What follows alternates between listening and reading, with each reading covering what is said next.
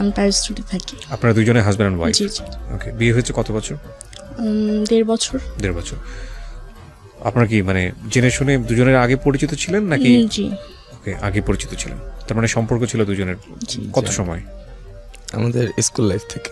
School life থেকে, মানে মরলেও একসাথে মরবো, বাঁচলেও একসাথে বাঁচবো, এই টাইপের সেরকম কিছু। এই জন্যে ডুবেছেন যখন একসাথেই ডুবেছেন আর কি। কেন বললাম সেটা আপনারা যখন ভিতরে যাবেন তখন বুঝতে পারবেন। It's a very very sensitive একটা এপিসোড।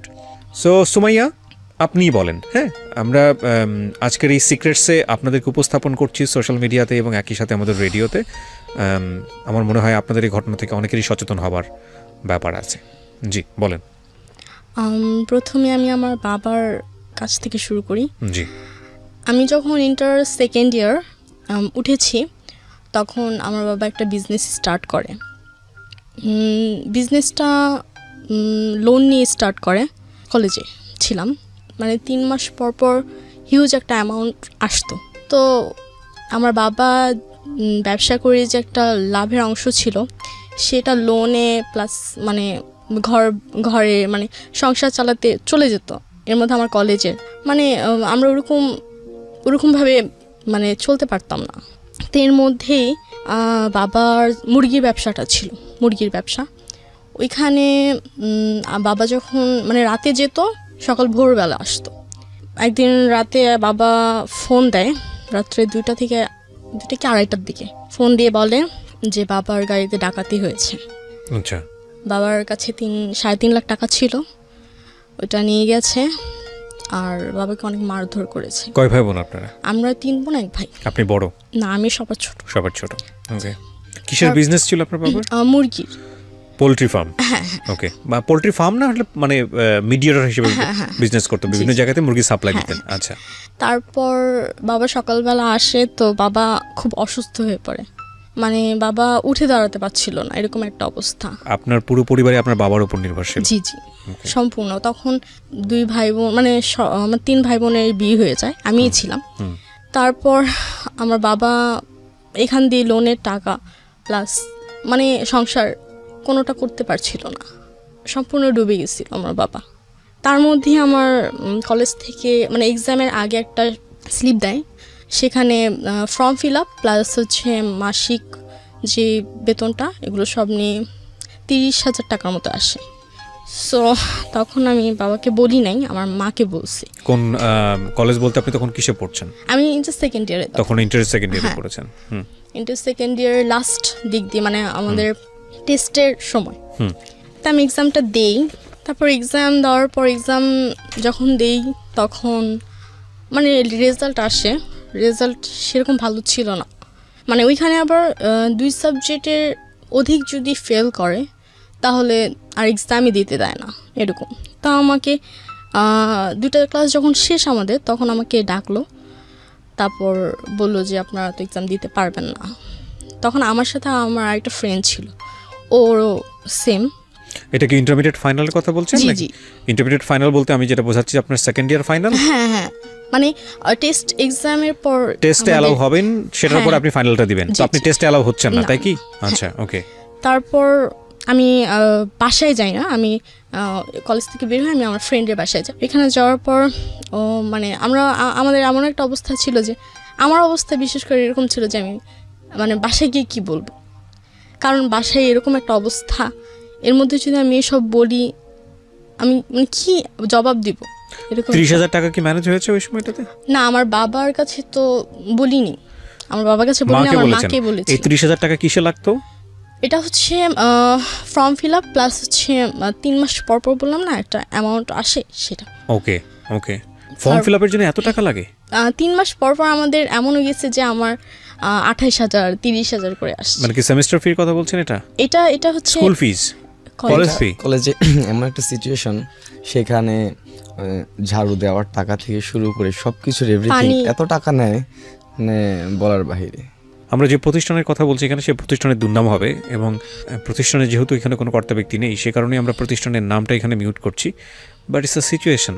এটার প্রেক্ষাপটে যদি কেউ ইনভেস্টিগেট করতে চায় মানে, তাহলে আমরা মনে করি যে ইনভেস্টিগেট করা উচিত। ওকে, বলেন। যাই হোক, তারপর আমি আব্বুকে বলি না, আমার আম্মুকে বলি।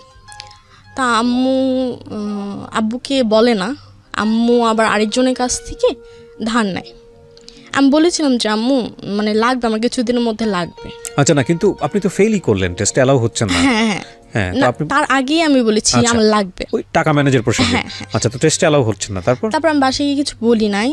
এর মধ্যে আমার ফ্রেন্ড এর বাসায় যখন আমার ফ্রেন্ড বলছিল যে যদি একটা মানে আমরা যদি অ্যাডমিট কার্ডটাও পেতাম অ্যাটলিস্ট, তাহলে হয়তো আমরা এক্সামটা দিতে পারতাম যে কোনো কলেজ থেকে। ও ঠিক আছে, ভেরি ইম্পর্টেন্ট পয়েন্ট। বিশেষ করে টিনেজার ছেলেমেয়েরা যারা আছো, সোশ্যাল মিডিয়াতে সময় দাও, তারা আজকের এপিসোডটা খুব মনোযোগ দিয়ে শুনো। এর ওপরে অনেক, আমি যতদূর জানি যে এরকম একটা নাটকও আমি দেখেছিলাম সম্ভবত আশফাক নিপুণ ভাইয়ের, তবে ওটার থেকে এই ঘটনা একটু অন্যরকম, তবে কাছাকাছি। খুব মনোযোগ দিয়ে দেখো, কাজে লাগবে জীবনে ভবিষ্যতে। জি। তারপর আমার ফ্রেন্ডটা বললো যে যদি আমরা অ্যাডমিট কার্ড পেতাম তাহলে আমি এক্সাম দিতে পারতাম। ও ফেল করেছে। তারপর আবার ওরা একটু গরিব ছিল অনেক বেশি। আমি মানে আমার মাথায় তখন এটা থাকে যে তো আমি বাসায় এসে অ্যাডমিট কার্ডটা পেলে আপনি পরীক্ষা কোথা থেকে দেবেন? এটা হচ্ছে আমাকে যতটুকু বলছিল যে বোর্ডের মানুষ যদি এরকম থাকে তাহলে ওইখান থেকে কলেজে মানে অন্য কলেজে ট্রান্সফার করা যায়, এরকম আমাকে বলছে। তা আমি একটা গ্রুপে, একটা না অনেকগুলো গ্রুপে একটা পোস্ট দিই যে বোর্ডের কোনো মানুষ আছে কি না।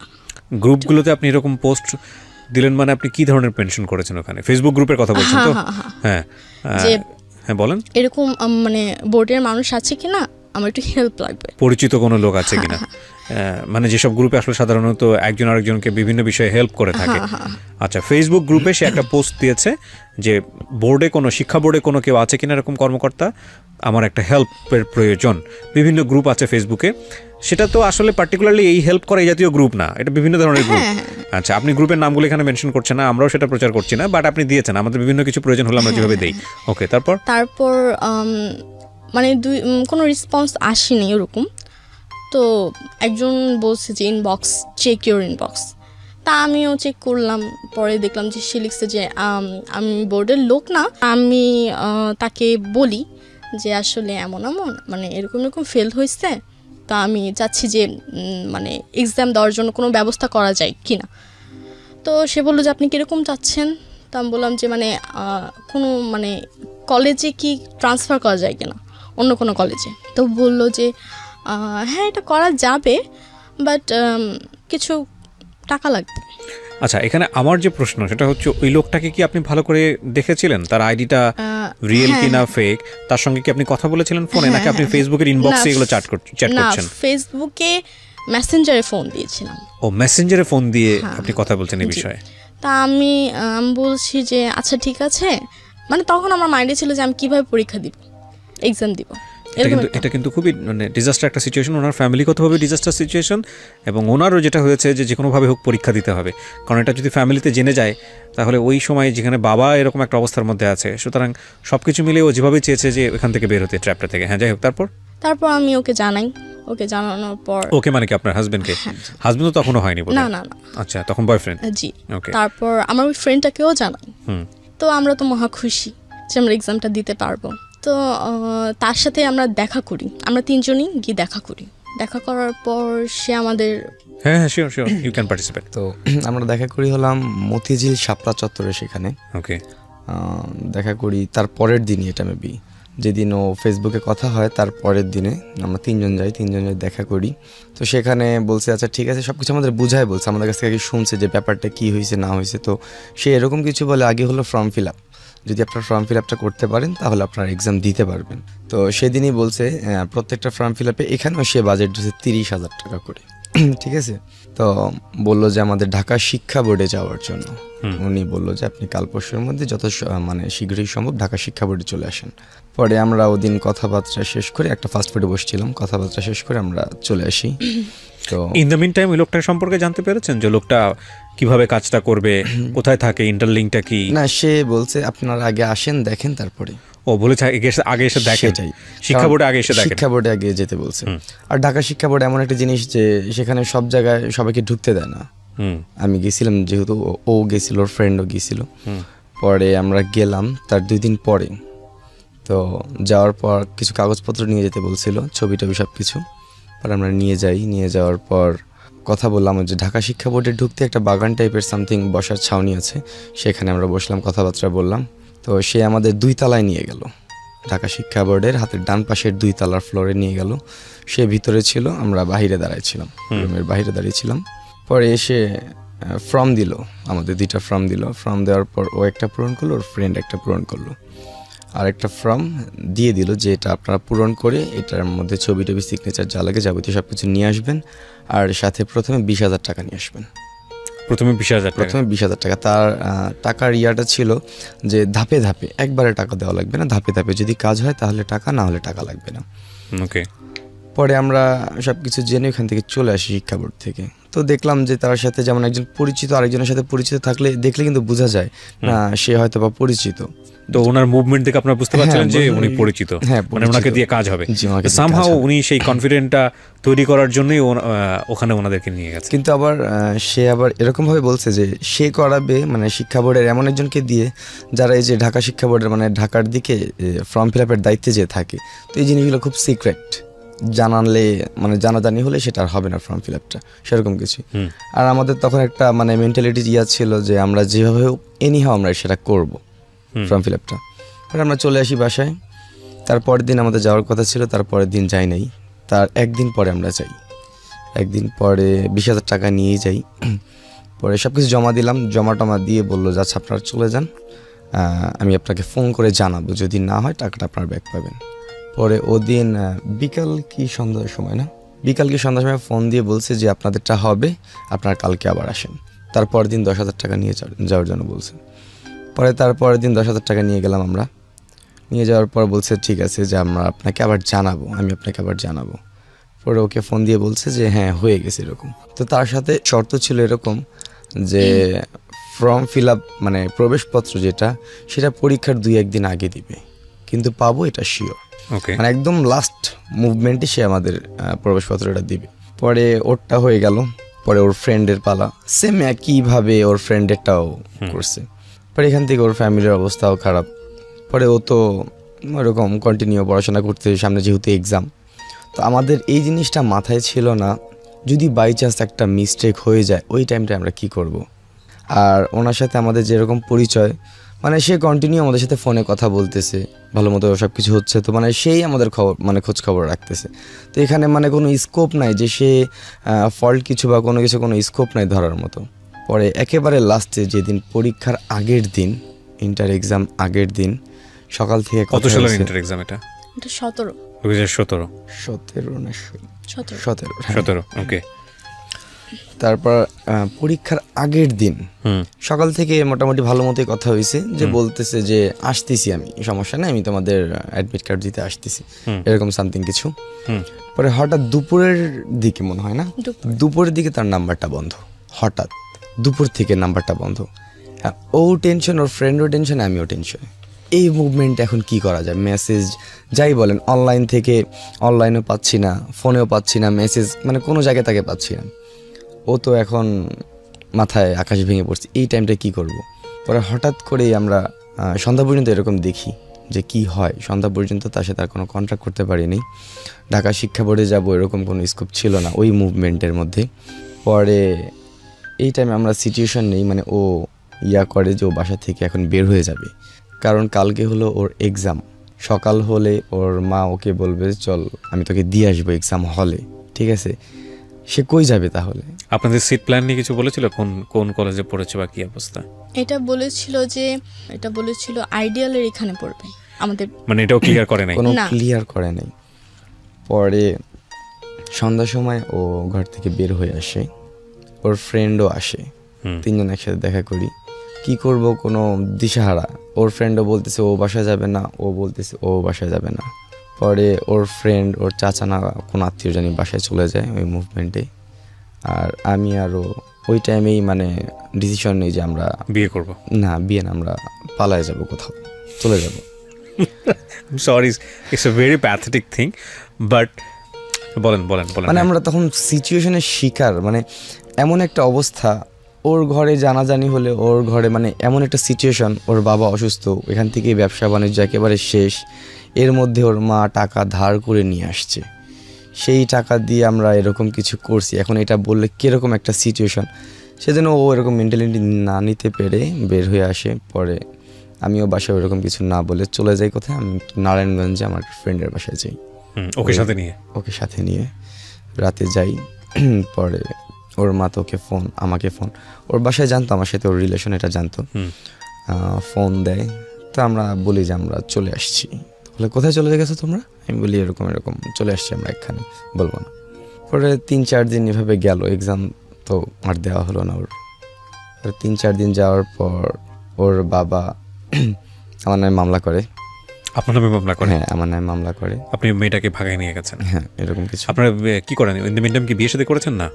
না, তখনও বিয়ে শাদী করেন না, তখনও করিনি। ফ্রেন্ডের বাসায় ছিলাম 2 কি 3 দিন ছিলাম। পরে হঠাৎ একটা রাতে ফোন আসে আমার শাশুড়ি, বর্তমানে ওর আম্মু, যে বাবা আমাকে এরকম এরকম তোমার আঙ্কেল রাত্রেবেলা মেরে আমাকে ঘর থেকে বের করে দিছে। তো এই রাত্রেবেলায় মহিলা মানুষ কোথায় যাবে বলো? আমি জানি তোমরা নারায়ণগঞ্জে আছো, তোমরা আমাকে অ্যাড্রেসটা বলো, আমি আসি, আমি সকালবেলা চলে যাব। তো এত রাত্রেবেলা 2টা কি 2:30টার সময় এমন রাত্রেবেলা ফোন দিয়েছিল। পরে বললো যে তোমরা কোথায় আছো? আমি জানি নারায়ণগঞ্জে, আমাকে ঠিকানাটা বলো, আমি রাতটুকু তোমাদের এখানে থাকি, সকালবেলা চলে আসবো, ব্যাপারটা আমি কাউকে বলবো না, সমস্যা নেই। ওকে। পরে আমি চিন্তা করলাম ঠিক আছে, আপনি তাহলে নারায়ণগঞ্জ চলে আসেন। নারায়ণগঞ্জ ঝালকুড়ি পাকশা মাজার রোডে অ্যাড্রেস দিলাম, সে আসলো। আসার পর ফোন দিল যে আমি চলে আসছি। তো আমি বললাম আপনি সরকারি স্কুলের সামনে দাঁড়ান, আমি আসতেছি। পরে ওই রাতে ফজরের আধা ঘন্টা কি 1 ঘন্টা আগে এমন টাইম। পরে আমি বের হলাম, বের হয়ে তাকে যখন আনতে যাব, তার সাথে দেখা করা মাত্র আমি তখনই অ্যারেস্ট। মানে আলটিমেটলি হচ্ছিল মামলা করে তারপর পুলিশ নিয়ে গেছে এই সিস্টেমে আপনাদেরকে ধরার জন্য। ওকে। পরে অ্যারেস্ট হলাম ওইখান থেকে। পরে ও আসলো, তখন আসার পর নিয়ে আসলো আমাদের মিরপুরে। ওরও তো বয়স তখন হয়নি, 18 হয়নি নাকি? 18 হয়েছে, বিয়ের বয়স হয়েছে তখন, সার্টিফিকেট অনুযায়ী হয়েছে। আচ্ছা। পরে থানায় নিয়ে আসলো ফজরের টাইম। পরে আমাকে আশ্বাস দিল যে মামলা তখন কি করছিলেন? মানে পড়াশোনা করছিলেন ওই সময়টাতে নাকি জবে ছিলেন? না, আমিও স্টাডির মধ্যে ছিলাম, আমারও এক্সাম দেওয়া হয়নি। মানে আমার জন্য ওটা হয়নি। আপনি তখন কিসের এক্সাম দেওয়ার কথা? ইন্টার। ও, আপনারা দুজনেই ব্যাচমেট? জি। পরে আমাকে আশ্বাস দিয়েছে যে মামলা দিব না, সমস্যা নেই, নিয়ে যাব। পরে আমার ফ্যামিলিও আসছে, ওর ফ্যামিলি তো ছিলই সকালবেলা।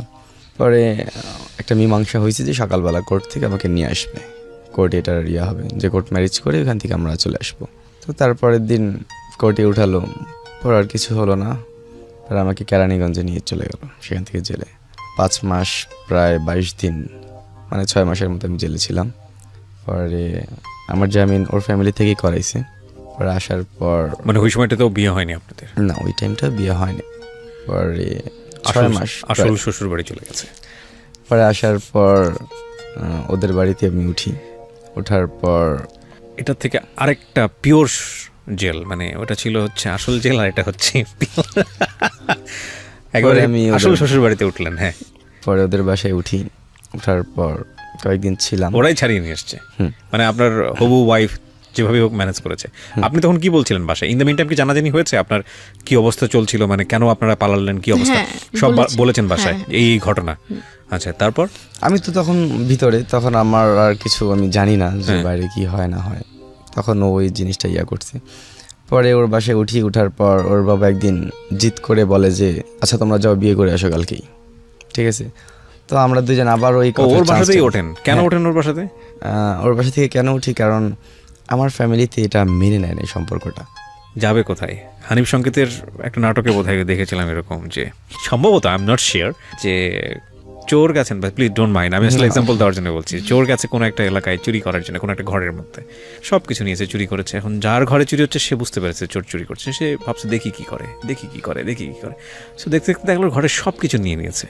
তো নিয়ে এসে চলে গেছে, এবং তারপরে চোর নিজের বাড়িতে এসে তারপরে হচ্ছে বাতি জ্বালানোর পরেই যে ব্যক্তিকে দেখে, মানে যে যার বাসায় চুরি করেছে সে তার সামনে দাঁড়িয়ে আছে। এই আপনি এখানে? তখন বলছে সবই তো নিয়ে আসছেন, আমাকে আর রেখে কি করবেন, আমিও চলে আসলাম। তো আলটিমেটলি ওকে রেখে আসছিল জেলে, ও বের করে তো লাভ নাই, ও তো ঘরের মধ্যে ঢুকে বসে আছে। ওকে, আপনি হচ্ছেন সলিড লাভার, যেটাকে বলা যায় যে এসপার ওসপার হয়ে যাবে, প্রেমিকা ছাড়বেন না। Very good. ওকে, বলেন তারপর। পরে রেগে মেগে বললো বিয়ে করে আসো যাও। তা আমি আবারও তার এই কথারই চান্স নেই, কারণ কেন আমি বের হওয়ার পর, জেল থেকে বের হওয়ার পরও মানে তাদের ছিল, দুই ফ্যামিলির ছিল যে বিয়ে হবে না হবে না। ওকে। তো ওর বাবা যেহেতু একবার জিদ করে বলেই ফেলছে যে কালকে তোমরা যাও বিয়ে করে আসো, তখন আমরা এই কথা চান্স নিয়ে ডাইরেক্ট তারপর দিন মতামত চেঞ্জ হতে পারে কিন্তু এই চান্সে করে ফেলি। আচ্ছা, পরে কোর্টে চলে যাই। তো আমার মামলার যে উকিল ছিল এখনও উনি আছে, তো ওনার চেম্বারে ডাইরেক্ট যে আমরা বিয়েটা সারি।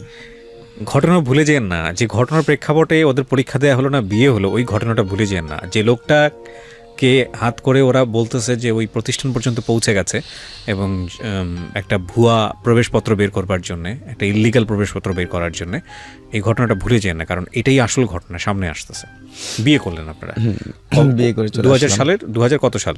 এটা হলো 2018 সালে বিয়ে করেছেন। আমি জেল থেকে বের হয়েছি 25 তারিখে, জুলাই মাসের 25 তারিখ, আর আমরা বিয়ে করি হলাম 30 তারিখে। ওকে, তারপর 5 দিনের মধ্যে। পরে আমি আমার ফ্যামিলিতে এটা মেনে নেয় না, কারণ আমার একটা বাইক ছিল, তো আমি যখন জেলে ছিলাম তখন থানায় বাইকটা নিয়ে যায়, পরে ওই বাইকটা আমি আর পাই না। সেই কারণেই আমার জিদ মেটানোর জন্য যেভাবে হোক সে একটা বাইক দেয়। পরে আমি আস্তে আস্তে পাঠাও চালানো শুরু করি। তখন পাঠাও এর খুব প্রভাব, নতুন এখনো প্রভাব, এখন এরকম একটা ইনকাম হয় না, কিন্তু প্রথম হিউজ ইনকাম ছিল, ওরকম কল ছিল, রাইট ছিল। পরে পাঠাওতে মোটামুটি ভালোই চলছিলাম।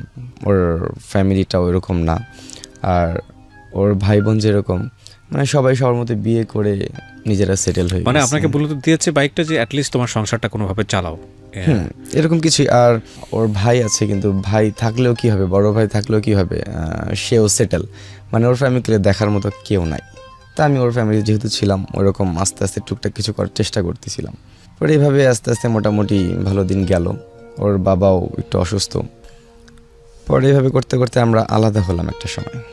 আমি আরও আলাদা নিলাম বাসা নেওয়ার পর আমি এরকম পাঠাও চালাই, পরে ও টিউশনি করে, চলতেছি। পরে হঠাৎ ও একদিন ফেসবুকে কি মনে করে, এটা তুমি বলো। ফেসবুকে মানে দেখা যায় যে নিউজেই থাকে যে অ্যাড ফ্রেন্ড এরকম আসে অনেক। তো একদিন হঠাৎ দেখি যে মানে ওই ছেলেটার একটা পিক, তো আমি মনে করতে পারতেছিলাম না। তো আমি তখন বাই দ্য ওয়ে আপনি ফেসবুকে তার সঙ্গে তো আগেই কথা বলছিলেন, সো ফ্রেন্ড লিস্টে তো থাকার কথা। উনি তো আমাকে ব্লক করে দিয়েছে, উনি ওই আইডিটাই ডিএক্টিভ করে দিয়েছে। আচ্ছা, মানে সেই সকল প্রকার সোশ্যাল নেটওয়ার্ক থেকে মানে আমাদের বিচ্ছিন্ন করে দিয়েছে। আচ্ছা, আমি তখন ওকে দেখাই রাতের বেলা যে আচ্ছা এই ছেলেটা ওই ছেলেটা না। তখন ও বলে যে হ্যাঁ তুমি। তখন আমি বলি যে আমি একটা কাজ করি, আমি একটা আইডি খুলি, কারণ এই আইডি ও তো আমাকে চিনে, এই আইডি দিয়ে রিকোয়েস্ট পাঠাবো না, অন্য কোনো আইডি দিয়ে আমি তাকে রিকোয়েস্ট পাঠাবো। তা আমি ওই আইডিটা খুলে 2-3 দিন রানিং করি যেন মনে না হয় যে না নিউ বা ফেক আইডি এরকম। তো আমি রিকোয়েস্ট পাঠাই ফেক ছবি দিয়ে। হ্যাঁ, ফেক ছবি বলতে মানে কোনো মেয়ের ছবি না, এমনি নর্মালি একটা ছবি দিয়ে। তো পাঠানোর পর অ্যাকসেপ্ট করে 2 দিনের মাথায়, হ্যাঁ 2 দিনের মাথায় অ্যাকসেপ্ট করার পর আমি আমি প্রথমে হাই দিছি, তো সেও হাই দিচ্ছে। পরে একটু জানাশোনা হলো, পরে বলতেছে, আমি বলছিলাম যে আমি বিবাহিত, তো কথাবার্তা হতো। তো আমি এই সুযোগে আমি বলেছিলাম যে সে আবার মানে প্রতিদিন নক করতো মোটামুটি। তো একদিন বলতেছে যে কেমন আছেন, তা বললাম যে এই তো আলহামদুলিল্লাহ, বাট মনটা ভালো না। তো বলতেছে যে কেন, তা আমি বললাম যে আসলে আমার মার্কশিটটা হারিয়ে গেছে। তো বললো যে মার্কশিটটা হারিয়ে গেছে কোথা থেকে, তো বললাম আমি কলেজ থেকে আসতেছিলাম তখন হারিয়ে গেছে। আপনার প্ল্যান কি ছিল, মানে লোকটাকে ধরা? হ্যাঁ।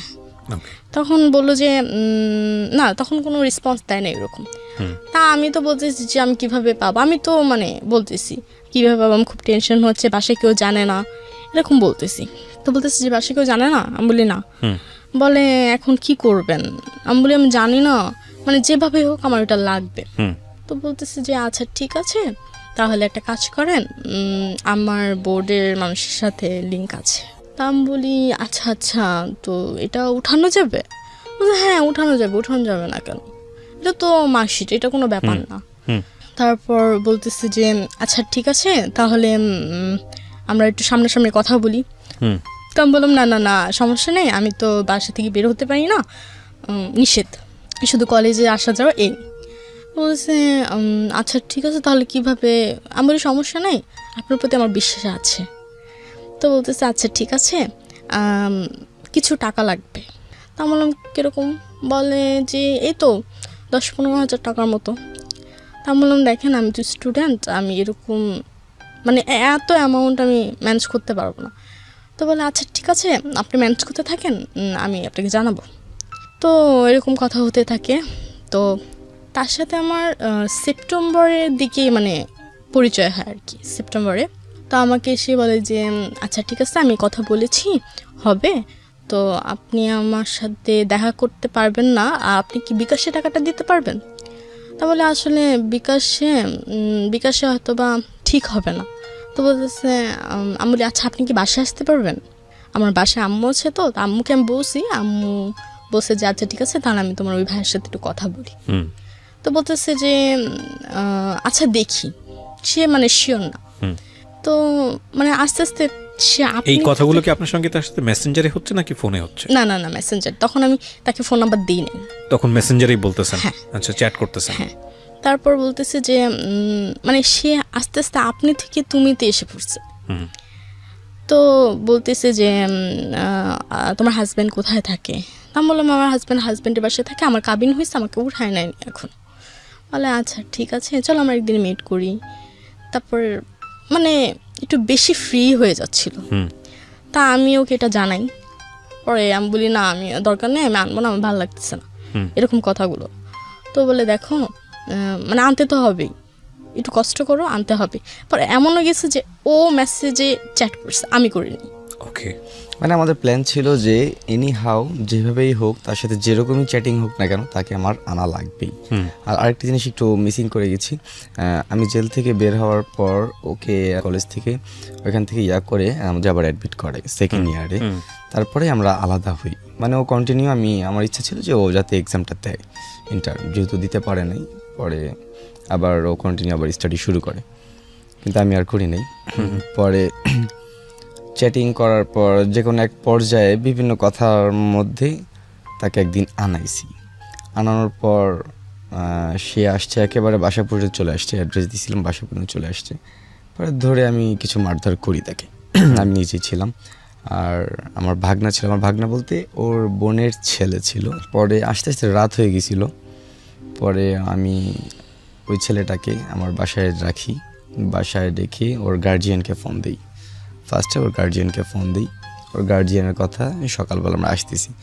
আর যেহেতু আসতে আসতে প্রায় তখন রাত্রেবেলা প্রায় 12টা-1টা এমন টাইমে। ওর বয়স কিরকম আপনাদের মতোই? না আমাদের চেয়ে বড়। বিয়ে শাদী করেছে? না না, তার 1 মাস পর তার বিয়ে। ওকে। সে বলতেছিল যে যার সাথে আমার বিয়ে, কিন্তু হাইট ওয়েট মানে খুবই বড় ছিল, স্বাস্থ্যবান ছিল। মানে সে বলতেছিল যার সাথে আমার বিয়ে আমার ওকে পছন্দ না। এখানে একটা কথা বলি প্রিয় দর্শক এবং শ্রোতা, আমরা যে ব্যক্তিটাকে নিয়ে কথা হচ্ছে তার কোনো আইডেন্টিটি এখানে রিভিল করিনি। ইভেন আপনারা যাদেরকে দেখতে পাচ্ছেন ওদেরও আইডেন্টিটি আমরা এখানে রিভিল করিনি, because this is not investigative show. এটা আমাদের অনুষ্ঠানের একটা সীমাবদ্ধতা।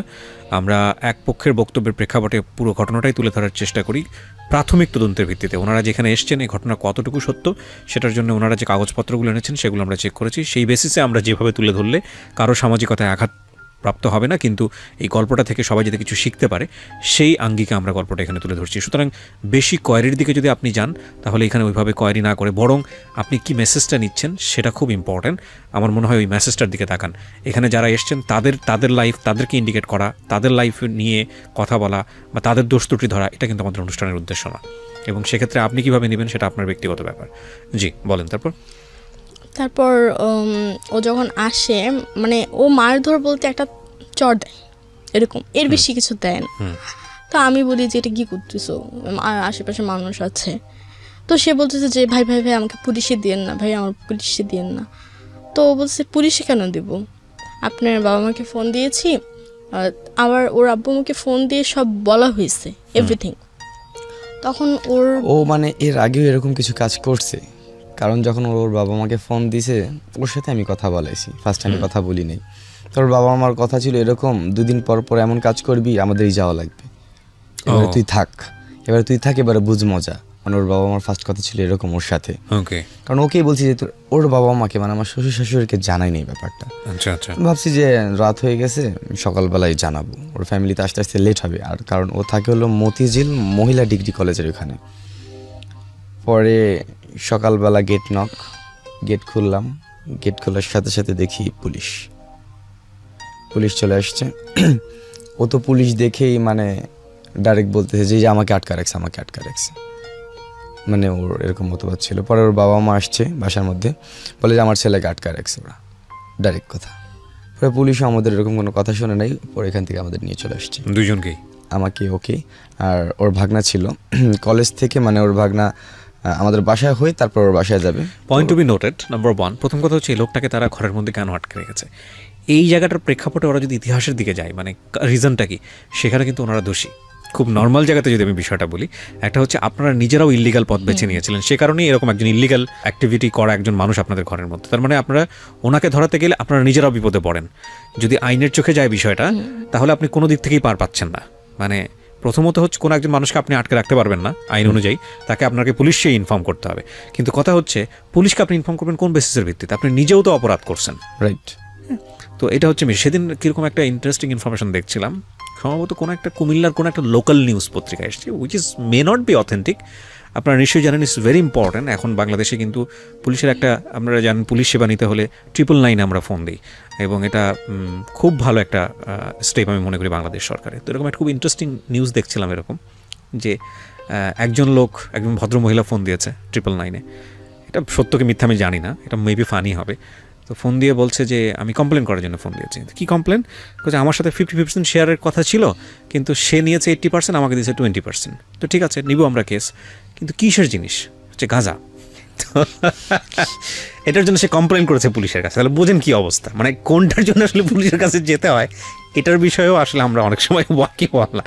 তো ওরা আসলে এক অর্থে ওয়াইজই ছিল বলবো, কারণ ঘরের মধ্যে নিয়ে এসে নিজেরা পেনাল্টি দিবে। আচ্ছা, আপনারা কী করতেন বলেন? প্ল্যান কী ছিল, ফিউচার প্ল্যান কী ছিল?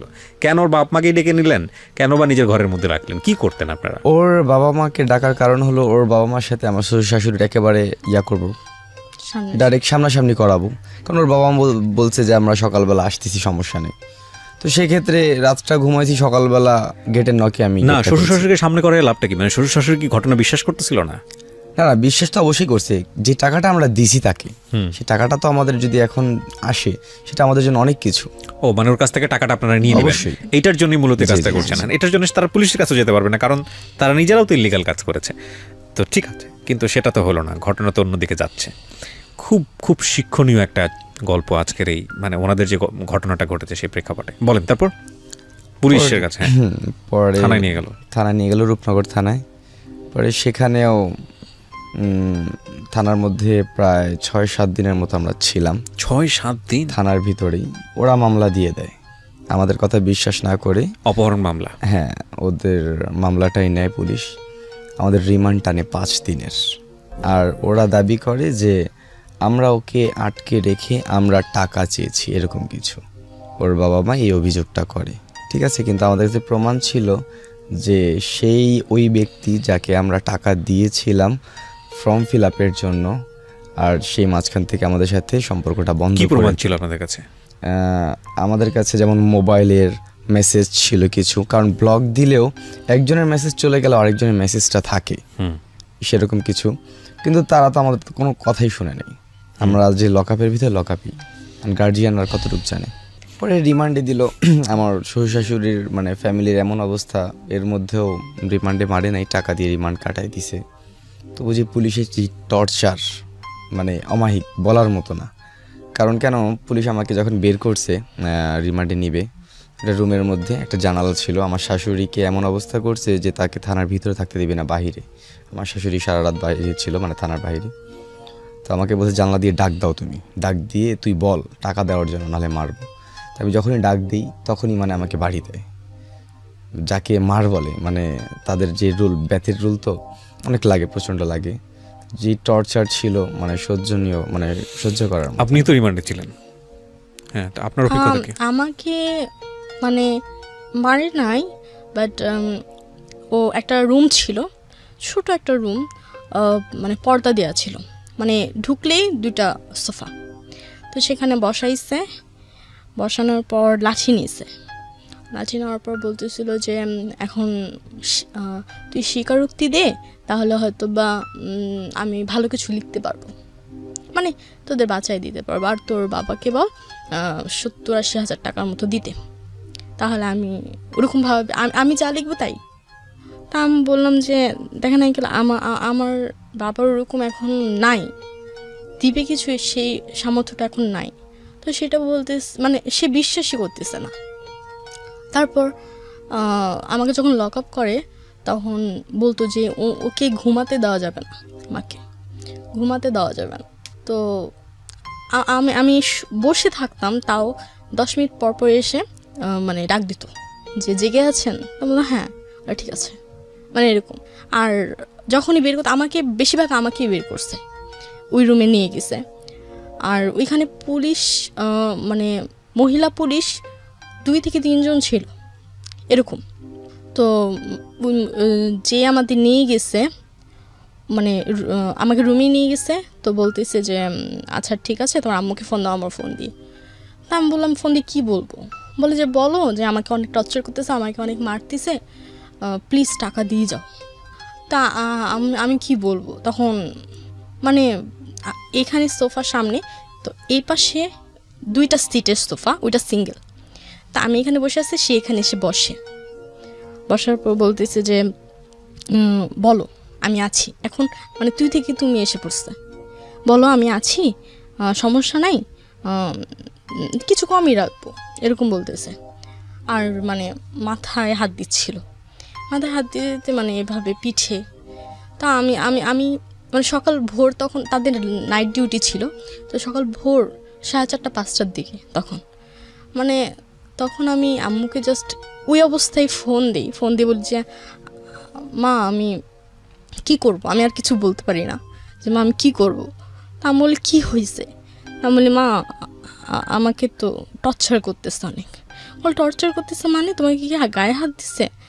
আমি বলি না মা, এর চেয়েও বেশি। তখন আম্মু বুঝে যায়, তখন আম্মু মানে সঙ্গে সঙ্গে চলে আসে। তখন মানে আমি কান্না করতেছিলাম। আমার আম্মুর সাথে আমাকে দেখা করার কোনো সুযোগ ছিল না। বাহিরে আমার লকআপ থেকে বাহিরে তাকালে মানে রাস্তা দেখা যায় এরকম। তা আম্মু রাস্তায় দাঁড়ায় ছিল, আমি লকআপে, তো ওইখান থেকে মানে দেখা, ভিতরে ঢুকতে পারছিল না। তারপর একটা মহিলা পুলিশ আসছিল, পরে মহিলা পুলিশটা এসে বলতেছে যে রিমান্ডে কে আছে? মহিলা বলতেছে উনি। বলছে যে কখন রিমান্ডে নিতে হবে? বলছে যে আপনি আধা ঘন্টা পর ফ্রেশ এসে রিমান্ডে নেন। তখন উনি আসছে আবার এসে বলতে, দেখছিস তোকে রিমান্ডে নিবে, কিন্তু রিমান্ড কাকে বলে জানিস? তা আমি বললাম আমি কি করব বলেন, আমার কথা তো আপনারা বিশ্বাস করতেছেন না। তো বলতেছে সেটা আমার দেখার দরকার নেই, মানে তারা ওপেনলি টাকা চাচ্ছে, ওপেনলি বলতেছে যে 60-70 হাজার টাকা দিয়ে। এখন তো আমি 60-70 হাজার টাকাও মানবো না, কারণ তোর আমাকে চাতাই দিছিস। এখানে আবার আমাকে রেখে ওকে আবার বের করে ওই রুমটাতে নিয়ে মানে আমাকে দেখাচ্ছে, ওকে মারতেছে। আমি এখানে কান্না করতেছি, ওকে মারতেছে। তো ওকে মারতেছে, তো আমি কান্না করতেছি, তখন না পর্দাটা লাগাই দিছে, মানে বুঝলো যে এখন আমি ওকে অনেক মারবো, এরকম একটা। মানে তারা এরকম একটা সিচুয়েশন বানিয়ে ফেলে যে তাদের টাকা লাগবে এনি হাউ, এখন তারা যা ইচ্ছা তাই করবে আমাদের সাথে, কিন্তু টাকা তাদের দেওয়াই লাগবে। আর তারাও জানে যে যে মামলাটা আমাদের নামে দিয়েছিল তারা মিথ্যা মামলা, তারাও জানে, কিন্তু তারা বলে যে এখন কিছু করার নাই, মামলা তো ওদের নামে নেই। পরে তাদের মামলাটাই নিল। পরে একটা পর্যায়ে আসে 6-7 দিনের মধ্যে একটা আপোষনামা করা লাগবে। আপোষনামা করলে হয়তো আপোষনামার প্রস্তাবটা কে দেয়? আপোষনামার প্রস্তাব এখন ওর ফ্যামিলি থেকেই সব দৌড়াদৌড়ি, কারণ আমার ফ্যামিলি ওরকম আমাদের সাপোর্ট দেয় নাই, পরবর্তীতেও দেয় নাই। পরে এখন আপোষ হওয়ার জন্য ওই ফ্যামিলিতে একটা ডিমান্ড চেয়ে বসে, কিছু আবদার করে। মানে যেই ফ্যামিলি বলতে আপনার যেটা বোঝাচ্ছেন, যেই লোকটাকে আমরা টাকা দিয়েছিলাম, ও এখন উল্টো আপনাদের কাছ থেকে টাকা চাচ্ছে যে আপোষ করো। দেখেন অবস্থা, কিছু করার নাই, কারণ আপনি ফেসে গেছেন। সেটাই, তখন কিছুই করার নাই তো। আর আমিও বুঝতে পারি নাই যে একটা ছোটোখাটো বিষয় এত কিছু হয়ে যাবে, কারণ আমি ভাবছিলাম যে সকালবেলা তার ফ্যামিলি আসবে, আমার শ্বশুর শাশুড়ি আসবে, সেখানে একটা মিউচুয়াল হয়ে যাবে কিছু একটা। তো আমি তো জানতাম না যে ঘরের মধ্যে পুলিশ চলে আসবে। পরে রাত্রে 2টা-3টার সময় মিরপুর থেকে সেই মতিঝিল তাদের বাসায় যায়, ওর ফ্যামিলি, আমার ওয়াইফের ফ্যামিলি। যে এখান আসার পর যেখানে আমরা আলাদা বাসা নিয়েছিলাম সেখান থেকে আবার আমরা শ্বশুরবাড়ি চলে আসি, মানে আমি শ্বশুরবাড়ি আবার চলে আসি ওকে নিয়ে। পরে এটা নিয়ে আর বাড়াবাড়ি আমরা করি নাই। ওর অবস্থাও খারাপ, ওর ফ্যামিলির অবস্থাও খারাপ, মানে সব ঘোলাটে হয়ে গেছে একেবারে। পরে ওর যে ভাই ছিল, ওর ভাই, আমি যে বাইক দিয়ে পাঠাও চালাতাম সেই বাইকটা ওর বড় ভাই নিয়ে নিল। তা আমিও এখন বসা, ওইরকম কিছু করতে পারি না। পরে মাঝখানে জব নিয়েছিলাম, কিন্তু ফিক্সড স্যালারির না, কমিশনের চাকরি, যে যদি ক্লায়েন্ট হয় তাহলে টাকা, না হলে টাকা না। এইভাবে করে আস্তে আস্তে চলতেছে। আপোষ মানে তারা যখন প্রথম কোর্টে মানে রাতের বেলা গিয়েছে তখন বলছে যে না আমরা যাবো, এর পরের দিন যাব কোর্টে। তখন এর পরের দিন ঠিক লাস্ট মোমেন্টে মানে আমাকে যখন নিয়ে যাচ্ছিল তখন ফোন দিছে যে আমরা যাব না। তখন বলতেছে যে আম্মু বলছে কেন, আপনারা তো বলছিলেন যাবেন, তা এখন সমস্যাটা কি? বলে না আমরা চাচ্ছি ওদের সাজা হোক। তারপর আম্মু বলে যে দেখেন দোষটা কিন্তু আপনাদের ছেলেরও ছিল। তো তারা ফোনটা কেটে দেয়, মানে কারো ফোনই ধরে না। আমার দুলাভাই ফোন দিচ্ছিল, আম্মু আব্বু সবাই, কিন্তু কারো ফোন ধরে না। পরে আমাদের ওইখান থেকেই নিয়ে যায় কাশিমপুরে, তখনই আমাকে নিয়ে যায়। তারপর মানে যতটুকু শুনলাম বের হয়েছে, মানে আমাকে নিয়ে যায়, তার পরপরই আব্বু মা আবার সাথে সাথে যায়। আপনারা কি কোর্ট থেকে জামিন নিয়েছেন নাকি কোর্টে ওঠেনি? কোর্টে উঠেছি। কোর্ট থেকে জামিন নিয়েছেন? হ্যাঁ, মানে আমরা উঠিনি স্যার, আমরা উঠিনি, আমাদের তো নিয়েই গেছে। হ্যাঁ, তাহলে আপনারা বের হলেন কিভাবে? বের হয়েছি ওই যে আমার আব্বু মা আবার গেছে বাসায়, ওনাদের বাসায়। এবার নিয়ে গেছে আমার আব্বুর একটা ফ্রেন্ড আছে, ওনাকে নিয়ে গেছে। ওনাকে নিয়ে গিয়ে উনি বলতেছে যে আপনারা যেহেতু বলছেন, আর এখানে কিন্তু আপনাদের নামে আমরা কেস করতে পারবো, ছেলে মেয়ে থাকুক কিন্তু আপনাদের ছেলেও কিন্তু ফাঁসবে। তখন তারা মানে রাজি হয়। তখন তাদের নিয়ে পরের দিন কোর্টে যায়। কোর্টে যাওয়ার পর মানে জজের সামনে দাঁড়ায়, আপোষ নামা নিয়ে তারপর বেল হয়। মানে আপোষ নামা মানে কি দুপক্ষই আপনারা সাইন করেন? হ্যাঁ, আমরা তো তখন ছিলাম না, আমরা তো তখন কেরানীগঞ্জ। এই যে এখানে আমি যে আপোষ নামার ফটোকপি দেখতে পাচ্ছি, সেখানে আপনার দুই পক্ষেরই সাইন আছে। তার মানে আপনারা এখন আপোষ করেছেন। কিন্তু আপোষ করার পরে প্রসিডিউরটা কি, আইন কি বলে, ল কি বলে? আপনার লয়ার কিছু বলেছে? এখন আমাদের যে হাজিরার ডেট হয়, মানে মামলা চলমান অবস্থায় আছে, হাজিরা দিতে লাগতেছে। এখন মামলা তো তুলে নিলে কেবলমাত্র উনিই পারেন, যিনি মামলা করেছেন উনি মামলা তুলতে পারেন, নাকি এটা সরকারবাদী মামলা হয়েছে? কোনটা? না, উনি মামলা করেছেন। তো উনি মামলা কি মামলা তুলবেন না এরকম কোনো কিছু বলছেন? না, ওনার কথা হচ্ছে আমার ছেলেকে আটকায় রাখছে কেন, এরকম একটা, মানে উনি মামলা তুলতে চাচ্ছেন না। এখানে আসলে আপনি যে কথাগুলো বললেন, আপনার কথাগুলোকে বিশ্বাস করব কি করব না সেটা যারা দেখলো তাদের সিদ্ধান্তের উপরে এক। আর আপনি যেটা বললেন সেটা আসলে কতটুকু সত্য কতটুকু মিথ্যা সেই জায়গাটা প্রমাণ করার দায়িত্ব শুধুই আদালতের। তো সেই জায়গাটাই আমরা রেসপেক্ট রাখছি। কিন্তু আপনার গল্পটা অনেকখানি শিক্ষণীয়। মানে একটা জায়গা থেকে আমি গল্পটা প্রচার করার জন্য ইন্সপায়ার হয়েছি, সেটা হচ্ছে আপনি নিজেকে ধোয়া তুলসীর পাতা প্রমাণ করেন নাই এখানে এসে, কারণ আপনি এই পথে না গেলে আপনার এত বড় একটা বিপদ আসতো না। হ্যাঁ, তো এই জায়গাটাই হচ্ছে সবচাইতে নক করার মতো জায়গা, যে আমরা আসলে এই যে বিপথে পা বাড়াই, জীবনে ফেল থাকতেই পারে। আমাদের মাননীয় মহামান্য রাষ্ট্রপতি সেদিন একটা বক্তব্য দিচ্ছিলেন, সম্ভবত কোনো একটা কনভোকেশনে হবে। তিনি বলছিলেন আমি জীবনে ফেল করেছি বহুবার, এত প্রাউডলি বলছিলেন জীবনে ফেল করেছি বহুবার, কিন্তু একটা বারও আমি নকল করিনি। এবং নকল নিয়ে তিনি বলতে গিয়ে খুব ক্ষেপে যাচ্ছিলেন যে কেন নকল করতে হবে, এবং শুনেছি কোথাও বাবা মা নাকি নিজে গিয়ে সন্তানের কাছে নকল দেয়। তো এরপরে বলতে গেছিলেন আমার যা মনে আসে বলতে আমি বলতে পারলাম না। তো চমৎকার একটা কথা বলেছেন। হ্যাঁ, আমার জীবনের ফেলটাকে আসলে আমরা এতটাই বেশি মানে ভয়ঙ্কর কিছু মনে করি যে ফেল করা মানে জীবনটা শেষ হয়ে যাওয়া। আরে বাবা, মানুষ জীবনে ফেল করবে না তো কি গরু ছাগল ফেল করবে? ফেল তো হবেই। মানে এই জন্য বলা হয় failure is the pillar of success. কিন্তু ওই যে বলে না সামাজিকতা, পরিবার কি মনে করবে, পরিবারের লোকজন কি মনে করবে, চারপাশের মানুষ কি মনে করবে, এটা করতে গিয়ে আমরা অনেক সময় বিপথে পা বাড়াই। এদের যে রেকর্ড, এদের যে কথাবার্তা, এটা শুনে কি কখনো মনে হয় যে এরা এই ধরনের কাজ করতে পারে? কিন্তু ওই মানুষ কি মনে করবে, ফ্যামিলিতে কি হবে, এটা করার জন্য মূলত এই পথে পা বাড়িয়েছিল। এবং শেষ পর্যন্ত এটা রেজাল্ট কী হয়েছে আপনারা দেখেছেন। তো আপনাদেরকে জিজ্ঞেস করি কেন বললেন আসলে এই কথাটা? এটা যাতে এরকম ছোট একটা ব্যাপার নিয়ে ফ্যামিলিকে না জানিয়ে মানে নিজেরা কোনো কিছু করাটা ঠিক না। কারণ ছোট্ট একটা জিনিস থেকে মানে একটা লাইফ অথবা আমার সাথে অন্য কারো লাইফ, দুইটা লাইফই ধ্বংস হয়ে যেতে পারে, সেরকম কিছুই। জিনিসটা কিন্তু খুব ছোট্ট একটা জিনিস ছিল, সেটা দিয়ে কিন্তু এত বড় একটা কাহিনী। যেমন ওর ফ্যামিলির অবস্থা এমনিতেই ভালো ছিল না প্রথম দিক থেকে, তারপরে তো অনেক টাকা পয়সা খরচ হয়েছে এসব অনেক করতে গিয়ে। অনেক অনেক হিউজ এটা আবার পরিমাণ। লোন নিয়ে আবার করা হয়েছে। এই যে এখন আবার যে সিচুয়েশনটা বর্তমানে আবার সেই আগের মতো দাঁড়িয়ে গিয়েছে। কিরকম, তখন ফর্ম ফিল আপের যে টাকাটা ছিল, অ্যামাউন্ট ছিল 30,000, ওর মা ধার করে দিয়েছিল। এখনও ওর আবার সেই ইন্টার এক্সামের ফর্ম ফিল আপের টাইম। তো কিছুদিন আগেই 3-4 দিন আগে আমি ওর স্যারের সাথে কথা বলেছিলাম, তো বললো যে টাইম শেষ, তবু এখনও বোর্ডে লেট ফি দিয়ে হয়তো বা করা যাবে।